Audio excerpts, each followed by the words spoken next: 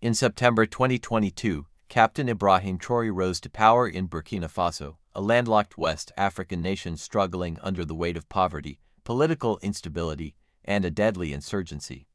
At just 34 years old, he became the youngest head of state in the world. For many, his sudden rise raised a familiar expectation that yet another military leader would settle into the comforts of authority, trading the hardships of soldiering for the luxuries of high office. But almost immediately, Ibrahim Traoré broke that expectation. He declared that he would not accept the salary of a president. Instead, he would continue to live on the modest wages of a soldier, the pay he had received before seizing power.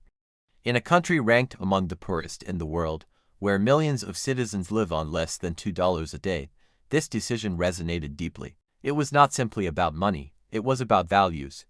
It was about sending a message that leadership, in its purest form, is not about privilege but about sacrifice.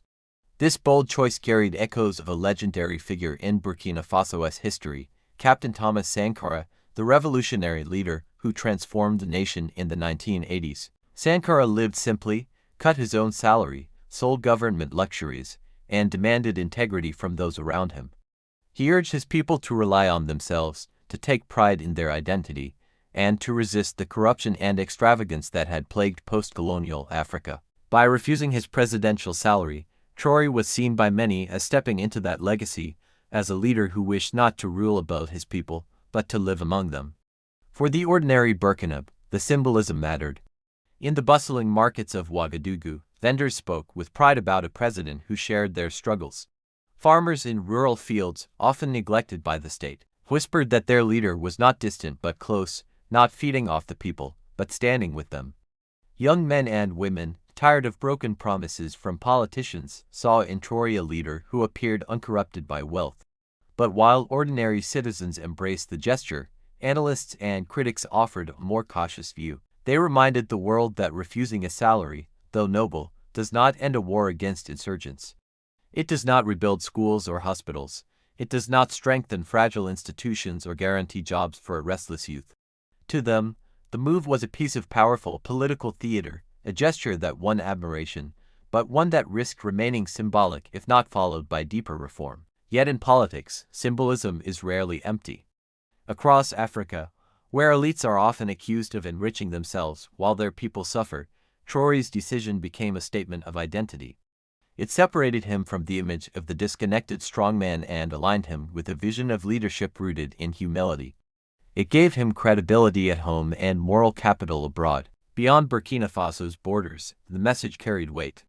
Traoré had already positioned himself as part of a new generation of African leaders challenging Western influence, demanding sovereignty, and rejecting dependency.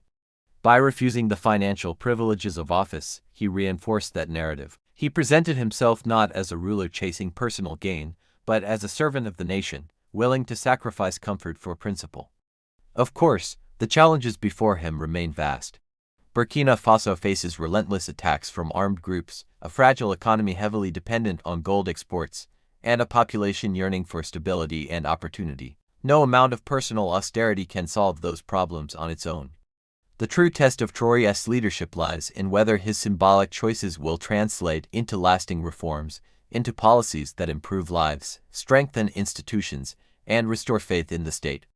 But history often remembers symbols more than details. Sankara is remembered not just for his policies, but for the way he lived, riding a bicycle, planting trees, refusing luxury. Likewise, Ibrahim Traoré's refusal of his presidential salary has already become a defining mark of his leadership. In refusing his paycheck, he gained something no money could buy: the trust of ordinary citizens, the admiration of a continent hungry for leaders of integrity, and a place in the ongoing struggle to redefine African leadership. And so, whether his presidency succeeds or falters, this act will remain a story told in the markets and villages of Burkina Faso. The story of a young captain who became president and who chose to live not above his people, but alongside them. Because sometimes the smallest sacrifice can speak louder than the grandest speeches. And in the heart of a nation searching for dignity, that sacrifice can mean everything.